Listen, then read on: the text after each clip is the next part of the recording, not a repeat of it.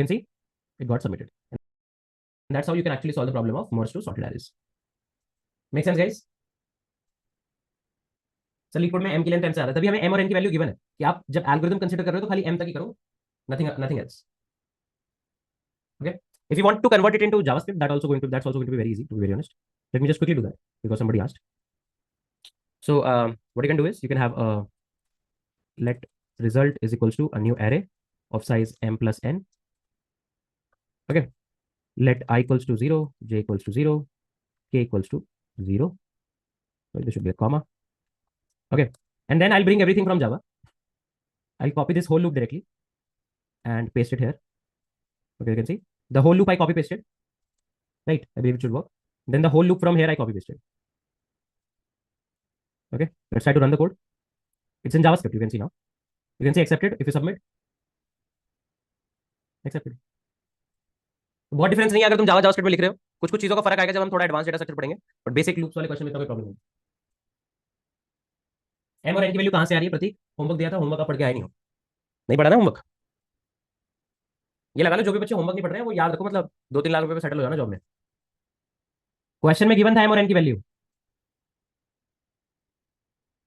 Question में M और N की वैल्यू गिवन थी। Guys all those people who are not reading the homework, I am telling you, बहुत ज्यादा expectation मत लगा के चलना कि अमेज़न में बैठे होगे।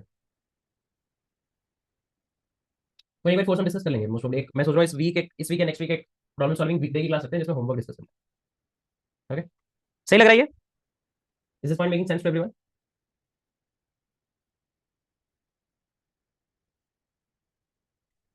Okay. A few people were asking, can we do it without using the result array? Without using an extra array to copy? We can. Anyone? Okay, so I'll give you a hint. Okay, so now this same algorithm we can solve in more ways, right?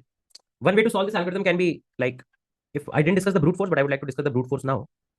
In brute force algorithm, what you could have done is, in the resultant array, you could have just copied the element of nums1 and copied the element of nums2, and you could have just sorted the resultant array with any sorting algorithm, right? But that will definitely take more time than this. Okay. So in order to understand how much time more than this, let's first of all try to understand the time complexity here. If you carefully see, in every iteration of the while loop, we are resolving one element. Can I say that? In every iteration of while loop,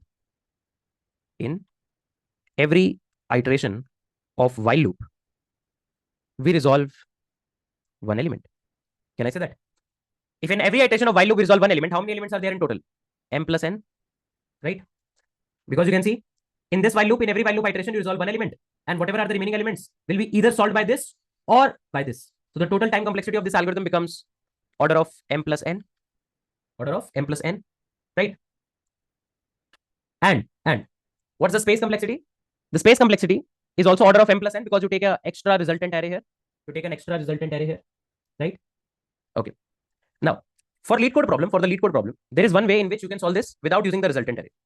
You know that the nums1 is something like this actually. It is something like this actually. And nums2 is something like this. 256. So how about, currently what we are doing is, we are comparing the smallest element of the two arrays to fill the smallest element of the resultant array. But can I say this nums1 array can directly act as a resultant array because we have some buffer elements on the last. And after the final answer, when nums1 will be having the final answer, can I say the last index of nums1 will be having the biggest element of both of the arrays? Now, who is the best candidate to become the biggest element? Either 3 or 6. So you compare. Is 3 bigger than 6? No. That means 6 comes here. Right? So you can put a k here and then j minus minus, k minus minus. Okay. Now what's the second largest element? Either 3 or 5. Again, 5 wins. So you put a 5 here. And k minus minus, j minus minus. Now, what is the third largest element? Either 3 or 2, that is 3. So what you will do is, you'll put a 3 here, and then you put I minus minus and k minus minus. And can you see? The moment you leave I here, this is a vacant spot now because this element has been transferred here. Right?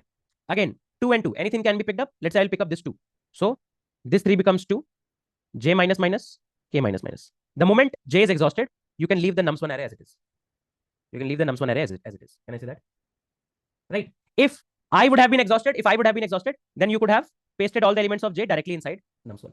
Still, the time complexity remains order of m plus n. And in this way, in the lead code question, you do not need to actually use an extra space array of result.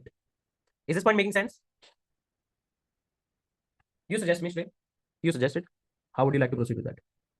So there is a homework for you guys. Okay. Now, one homework that I would like to give is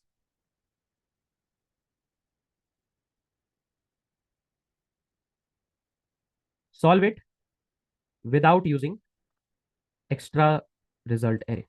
Okay. I've given you the algorithm. I want you to code it. Make sense, everyone?